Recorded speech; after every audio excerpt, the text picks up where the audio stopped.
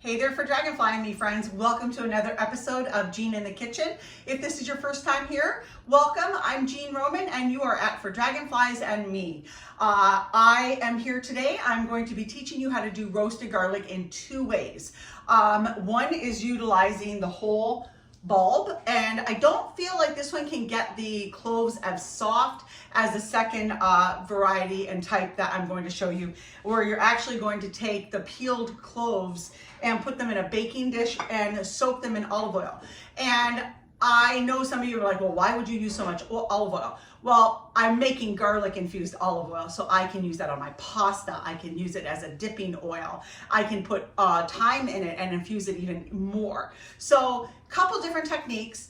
Also, if you are new here and you're not subscribed, be sure to smash that subscribe button, smash that like button so you don't miss a beat. And what you're gonna do afterwards is I'm gonna direct you over to my blog at fordragonfliesandme.com so you can see a step-by-step picture tutorial there as well. So no fears if you miss something here at the video. Of course, you can always rewind and watch again, but definitely visit me at my blog. So first step I'm gonna do, is I am actually going to show you how to do the first one.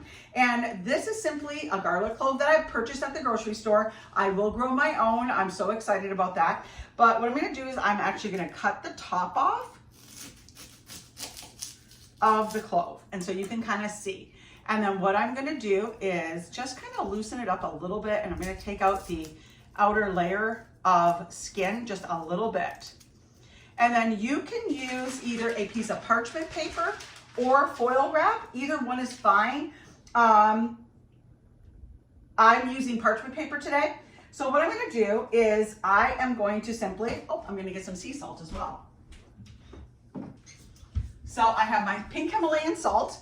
And what I'm gonna do is I'm going to take the clove that I just cut the tops off, and I'm gonna drizzle some olive oil on it. And a little bit more. It doesn't matter if it goes over, it's totally fine. And then I'm gonna take a little bit of my pink salt, my pink Himalayan salt, drizzle that on top, just a tad, maybe about 1/8 of a teaspoon. And then I'm going to wrap this baby up in this parchment paper snugly.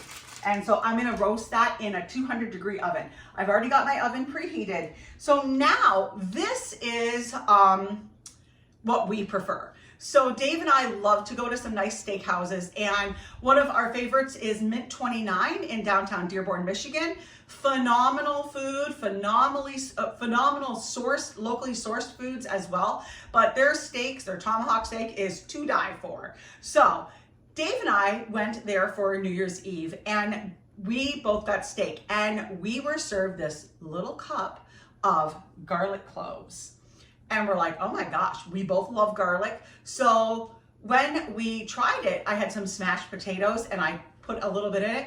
Well, it was like paste once I mushed it, and Dave mushed it. We could actually make it spreadable. So we started taking bites of it with our steak. So you may think, oh, garlic is so strong and so bitter. But in this format, it's not. It's actually super mild, almost sweet, and it is delicious as an accompaniment to your steak, to mashed potatoes, to a vegetable, corn on the cob, you name it. So what I'm gonna do is I'm not taking a whole bulb and peeling each individual clove.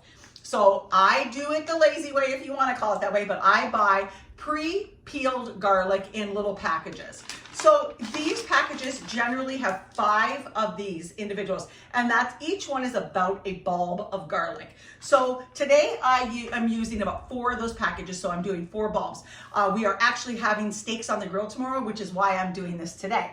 So what I'm gonna do is I'm going to take these cloves of garlic, and I am going to put them on the bottom of a baking dish. And I'm going to put them pretty level. So right like that, friends, okay?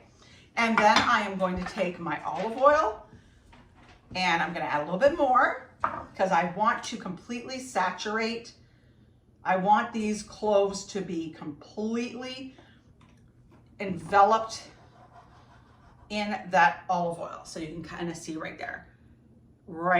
And so now I'm going to bake this in a 200-degree oven for 2 hours. So my oven's already preheated. I'm gonna throw this in the oven, and you need to be back at my blog to see the final product. And then I'm gonna take some pictures and a video of how we use it with our steak tomorrow. So scrumptious. So friends, like I always say, thank you for visiting me here. Be sure to stop by my podcast, my blog at For Dragonflies and Me. Visit me at my Instagram and my Facebook pages for daily inspirations, cool reels, Facebook and Instagram lives, and lots of great content not found here at my YouTube channel. So smash the subscribe button, smash the like button, and thank you for joining me. And as I always say, friends, be sure to shop local, eat fresh, and have a happy day. See you soon, friends.